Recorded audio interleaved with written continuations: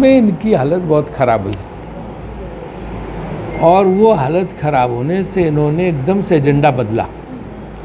अब मोदी की गारंटी की बात ही नहीं हो रही है, वो सब बैनर ऑर्डर पोस्टिंग बेकार हो गया। अब ये वापस फिर शुरू हो गए हिंदू मुसलमान पे आके, और कांग्रेस के घोषणा पत्र में जो बातें हैं ही नहीं वो भी सब झूठ बोला जा रहा, भाजपा नेताओं जा रहा। कहाँ लिखे हैं कि जेवर ले लेंगे किसी के? 60 साल में कांग्रेस ने लोगों को दिए ही है, जब सरकार रही किसी का कोई लिए ही नहीं, तो कहाँ से ले लेंगे? उसमें कहाँ लिखा दिखाएं? चुनौती देता हूँ मैं। मुसलमान शब्द भी लिखा, उसकी चुनौती देता हूँ अगर घोषणा पत्र में मिल जाए। तो ये पूरा झूठ जो है फैला के इन्हें लगता है कि भाषणों दे के मीडिया के माध्यम से झूठ फैलाओ, लोग गुमराह हो जाएं, वोट दे जाओ और उसके बाद ही करें। एक तरफ भवानी शब्द का इस्तेमाल उद्धव ठाकरे ने अपने गाने में किया है, उस पर चुनाव आयोग नोटिस दे रहा। यहाँ खुलेआम पोस्टर लगे भगवान राम के लगा के, उसमें भाजपा वालों ने लगाए हुए, उस पर चुनाव आयोग नहीं दिखाई दे रहा चुनाव आयोग को। सरासर अन्याय, सरासर बेईमानी चल रही। अटल जी बिहारी वाजपेयी भी तो भारतीय जनता पार्टी के प्रधानमंत्री थे, कभी उन्होंने कल्पना भी नहीं ऐसी चीज़ की होगी, वो सोच भी नहीं सकते। आज वो धिक्कार रहे होते, ये तो अटल जी का भी पोस्टर नहीं लगाते, उनके सरकार के कामों की कोई जिक्र तक नहीं करते। ये तो लोगों को ही बताना चाहते हैं कि 2014 के पहले देश था ही नहीं, सिर्फ खेत थे, जंगल थे, पेड़ थे। 2014 के बाद आके फिर जो है मोदी जी ने यहाँ पे सड़कें बनवाई पूरे देश में, रेल लाइन बिछवाई, भिलाई का कारखाना 2014 के बाद लगवाया, स्टील बनाना शुरू किया, जहाज उन्होंने तब शुरू कराए हैं, कल कारखाने, थाना, बैंक, पुलिस, मिलिट्री सब 2014 के पिछले 10 साल। इसके पहले तो वहाँ कुछ था ही नहीं। न जवाहरलाल नेहरू ने कोई काम किया, न इंदिरा गांधी ने कोई काम किया, न लाल बहादुर शास्त्री ने किया, न जो है चौधरी चरण सिंह ने किया, न देवगौड़ा ने किया, न गुजराल ने किया, न मनमोहन सिंह ने किया, न नरसिम्हा राव ने किया, न अटल बिहारी वाजपेयी ने किया, न मनमोहन सिंह ने किया। सब काम उसके बाद ही शुरू हुए। तो अटल जी को जो लोग नहीं मानते हैं वो दूसरे कांग्रेस को कामों की सराहना कैसे करेंगे? और मैं तो इनसे एक सवाल करता, आप अपनी एक योजना बता दीजिए जो आपने शुरू की। सारी योजनाएं मनमोहन सिंह सरकार की, जिसमें मैं भी मिनिस्टर था, देश का योजना मंत्री था। मनरेगा किसकी है? मनमोहन सिंह की। ये जो अनाज दिया जाता है, खाद्य योजना किसकी है? हमने पास किया था। चंद्रयान योजना, चंद्रमा पे जो गया, मनमोहन सिंह सरकार ने उसको पारित किया था। वहाँ पे जो कंप्यूटराइजेशन आज देश का है, कंप्यूटरीकरण सारा राजीव गांधी के ज़माने से शुरू हुआ, जिसको नरसिम्हा राव सरकार ने पूरा किया। जितने आर्थिक सुधार हैं जनवरी शुरू हुए। ये जो बैंकों में डायरेक्ट पैसा ट्रांसफ़र है, ये मनमोहन सिंह सरकार के ज़माने में शुरू हुआ। ये जवाहरलाल अर्बन रिन्यूअल मिशन, जिसमें जो है शहरों में जगह जगह ये सब सीवेज लाइन बिछी, सब बिछे, बसें चलाई गई, JNRU मनमोहन सिंह सरकार का। इसी तरह रूरल इंडिया में तो ये, और अब हमने कहा कि हम मनरेगा शहरों में भी लागू करेंगे, क्योंकि यहाँ भी गरीब लोग बैठे हैं, और 400 रुपये हम उनको दिहाड़ी देंगे।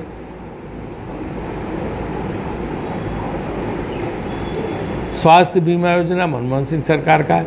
स्वच्छ भारत योजना, निर्मल भारत योजना मनमोहन सिंह सरकार। इन्होंने सिर्फ नाम बदले हैं श्रेय लेने के लिए।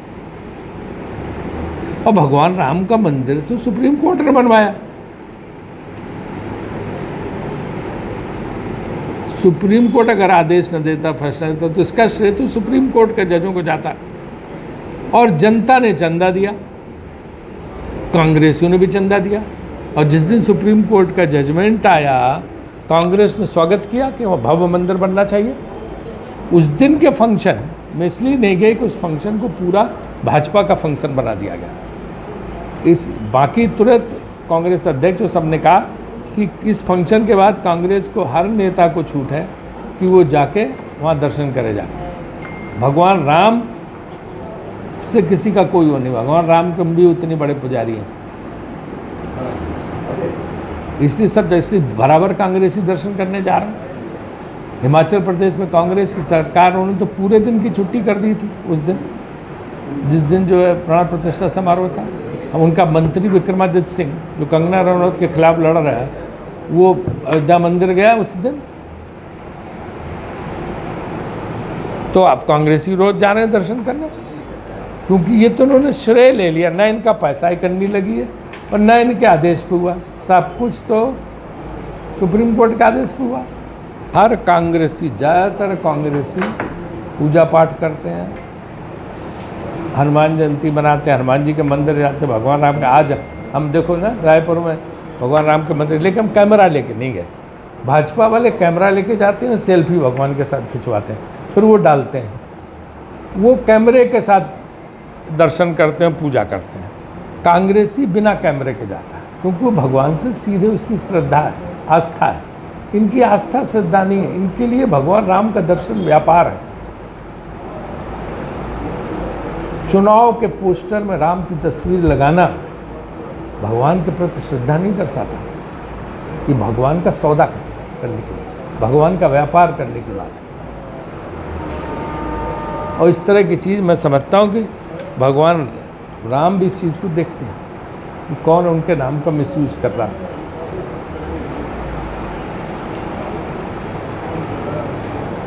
रावण ने शंकर जी और ब्रह्मा जी की शक्तियों का दुरुपयोग किया था, इसीलिए तो सजा पाई थी। इतना सब होने के बाद भी कांग्रेस मोदी के मैनेजमेंट या प्रबंधन के सामने क्यों नहीं टिक पा रही है? या अपन दो वजह कि कांग्रेस के डीएनए में ये नहीं है, कांग्रेस के खून में ये नहीं है कि सत्ता का दुरुपयोग करें, और दूसरा कांग्रेस के खून में नहीं है कि ज़बरदस्ती चंदा वसूलो, हजारों करोड़ परेशान करके लोगों को केसेस बना के चंदा वसूल लो, गवर्नमेंट एजेंसी लेके चंदा दो तो तुम्हारे केस ख़त्म करेंगे, तुम्हें ठेके में इतने का ठेका मिलेगा, तुम पहले चंदा दे जाओ बांड। ये जो बहुत बड़ा घोटाला है, चुनावी चंदा घोटाला, इसमें 12,000 करोड़ भाजपा ने इकट्ठा किए। ये कभी आज तक किसी राजनीतिक दल को ऐसा चंदा मिला 12,000 करोड़ का? वैसी कंपनियां जिनका मुनाफा ही नहीं और चंदा दे रही हैं 200-200 करोड़, कहाँ से दे रही वे? कभी किसी सुना कि चुनावी चंदा घोटाले ही काफ़ी है इनको सत्ता से हटाने के लिए? आपके सामने तो सुप्रीम, और ये क्यों छुपा रहे? सुप्रीम कोर्ट में स्टेट बैंक देने को तैयार नहीं थी, अभी भी पूरा डाटा नहीं दिया। किसने कितना दिया? जितना वो पूरा खुलासा।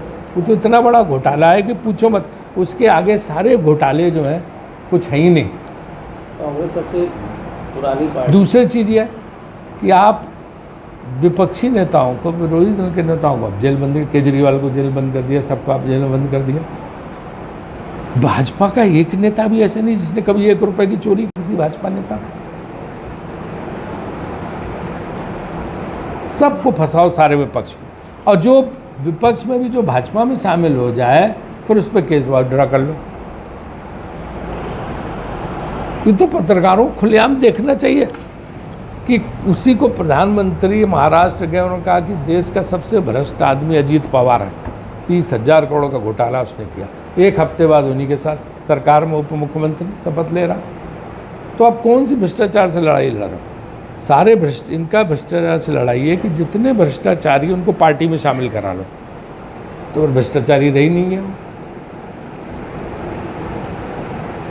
कांग्रेस के टॉप लीडर जो है पार्टी को छोड़कर भाजपा में गए, तो वापस जो कांग्रेस का आत्मविश्वास कैसे बढ़ेगा? क्या है आपके पास स्ट्रेटजी? आप 1950 से तो नहीं, 60 के बाद हर चुनाव उठा लो, आया राम गया राम होता हर समय। और मैंने कर्नाटक में, तेलंगाना में हमारी सरकार आई, लाइन लगी ज्वाइन करने वालों की। दूसरी पार्टियां छोड़ छोड़ कर लोग ज्वाइन कर रहे हैं। तो एक वर्ग ऐसा होता राजनीति में जो सत्ता के साथ जाता। छत्तीसगढ़ में आपकी सरकार रही है, छत्तीसगढ़ में हमारी सरकार रही। हमने कहा रमन सिंह को बंद किया, हमने कहा विष्णु साहब को बंद किया, हमने कहा उनकी पूरी लीडरशिप को उठा के बंद कर दिया? क्या नहीं किया? ये सब यही कर रहे हैं। कांग्रेस गांव शहर पूरी केजरीवाल के साथ उनके पूरे मिनिस्टर सबको बंद कर दिया उठा। मेरा एक सवाल ये था कि ऐसी क्या परिस्थितियां निर्मित हुई कि राज्य में 11 सीट में से आपने एक जिले से 3-3 प्रत्याशियों को, 4-4 प्रत्याशियों को उतारा? उसके पीछे क्या? क्योंकि ये तय हुआ कि भाई ये बहुत महत्वपूर्ण चुनाव है लोकसभा का, बहुत क्रूशल चुनाव है, इसलिए इसमें जितने हमारे सीनियर नेता हैं सबको उतारो कहीं के में। कमज़ोर प्रत्याशी नहीं देना। इस दृष्टि से वो बात आपकी सही है, लेकिन शीर्ष नेतृत्व उतारना था। इससे आपको ऐसा नहीं लगता कि जो स्थानीय स्तर पर जो नेता जैसे लंबे समय से पार्टी का काम कर रहे हैं उनको कुछ उनको अब दूसरे देंगे, ऐसा नहीं है। लेकिन अगर आप देखो तो बघेल साहब भी, अगर मैंने कहा, मैं अगर तमजा साहू को सबको तो बड़े नेता, इनको कहा गया कि आप लोकसभा इस फैसले की सराहना होनी चाहिए। राजनांदगांव लोकसभा को लेकर क्या रिपोर्ट है? आपको क्या लगता है आप आएंगे? 100% भूपेश बघेल जी जीतेंगे। वोटर साइलेंट है गांव में, ध्यान रखना। बेरोजगारी से लोग त्रस्त हैं, महंगाई से लोग त्रस्त हैं, इनके अहंकार से लोग त्रस्त हैं। कितनी सीटें आने की संभावना है? 8। और देश में ये 200 के नीचे जा रहे हैं। राका जो है, हम लोग बोलने की जरूरत नहीं, भाजपा के लोग ही मजाक बना रहे हैं। आप किसी भाजपाई, आप लोग तो दोस्त हैं बहुत, हर पार्टी में आप पूछो, वो खुद ही कहता है यार क्या मजाक कर रहे हो। जब दक्षिण भारत में आप 0 हैं तो कहाँ से 400 आ जाएंगे? नॉर्थ में सीटें 250 हैं, तो 400 250 में 400 कहाँ से आ जाएंगे? सूरत के चुनाव परिणाम, लोकसभा चुनाव परिणाम को लेकर उससे बड़ा शर्मनाक कोई घटना नहीं कि आप वही सरकार के दबाव में ज़बरदस्ती लोगों को विड्रॉ करके और निर्दलियों को भी विड्रॉ करा दिया। लेकिन आज उन्हीं के आरएसएस के एक प्रमुख नेता होते थे यादवराव देशमुख, उनके तरुण भारत के संपादक होते थे, उनके बेटे ने, जो कि चुनाव विश्लेषक है, उसका ट्वीट आप देखिए। उसने कहा कि चुनाव क्यों नहीं दिखाई देता है, या उस रिटर्निंग ऑफिसर कि नोटा को भी एक कैंडिडेट माना जाता है, नोटा तो विड्रॉ नहीं हुआ था, तो आप इलेक्शन कैसे ख़त्म कर डिक्लेयर कर सकते हैं? ये उसने पॉइंट उठाया है ट्वीट करके, यशवंत देशमुख ने, कि धन बल और सत्ता के बल पर उन्होंने कैंडिडेट तो विड्रॉ करा दिया, लेकिन नोटा भी तो एक है। आपने जनता को नोटा से डिप्राइव किया, नोटा को एक प्रत्याशी के रूप में मान्यता। भाई उद्धव ठाकरे का जवाब नहीं दे पा रहा कि ये तो राम मंदिर और राम के पोस्टर लगा के प्रचार कर रहे हैं, और उसने भवानी शब्द भी लिख दिया, शिवाजी के साथ भवानी जुड़ते ही है, तो उसको नोटिस दे दिया। जिस देश में देश के नेता ने 10 साल में एक भी प्रेस कॉन्फ्रेंस न की हो, तो माने मीडिया को क्या इज्जत? कांग्रेस के हमेशा प्रधानमंत्री प्रेस कॉन्फ्रेंस करते थे। जहाज में, विदेश में प्रधानमंत्री के जहाज में बैठ के पत्रकार जाते थे विदेश। आपके अखबारों में सब गए आते ही बंद, अब कोई नहीं, क्योंकि तब वो विधायक भी नहीं थे। उन्होंने कहा था मेरी चुनावी राजनीति में कोई दिलचस्पी नहीं, मैं संगठन में काम करूंगा। अब यही भिन्नता है कि अब वो चुनावी राजनीति में, उसका मुख्यमंत्री बने, फिर प्रधानमंत्री बने। कांग्रेस व्यक्तिगत टिप्पणी में करता नहीं कभी। अपने काम जो हमने किया, जो योजनाएं, वो लोगों तक हम पहुंचाने पड़ेगा हमें। आपके हाथ में जो मोबाइल फ़ोन है, जिससे आज आप सब काम कर लें, किसकी देन है? कांग्रेस की। कंप्यूटर किसकी देन है? कांग्रेस की, जिसमें करोड़ों लोगों को रोजगार मिल रहा है, देश में कितनी आमदनी हो रही। कंप्यूटराइजेशन तो राजीव गांधी का किया हुआ, आईटी सेक्टर को, लेकिन लोग भूल गए इस बात को। गांव-गांव में जो पैसा जाने लगा मनरेगा का, कांग्रेस की देन है। टेक्नोलॉजी मिशन कांग्रेस की देन है, जिसके बारे में सैटेलाइट ये सब लॉन्च हुए थे, रिमोट सेंसिंग सैटेलाइट और सारे काम तो कांग्रेस के किए हुए हैं। डायरेक्ट बैंक ट्रांसफ़र लोगों के अकाउंट में किसने शुरू किया? प्रणब मुखर्जी वित्त मंत्री थे। दिक्कत क्या आ रही है सच में करने के? इसलिए कि आप नहीं पहुंचा पा रहे। हम आपसे हाथ जोड़ते हैं आप लिख नहीं पाते हो, पहुंचा नहीं पा रहे हो, क्योंकि आपके ऊपर भी बंदिश है, इसलिए दिक्कत है और कुछ नहीं है। फिर वो छत्तीसगढ़ को कितना दिया मैंने, पहले जब मैं IPL चेयरमैन था 2 IPL मैच मैंने दिए थे, इसके बाद 2 इंटरनेशनल सीरीज दिए, इसको इंटरनेशनल सेंटर बना दिया।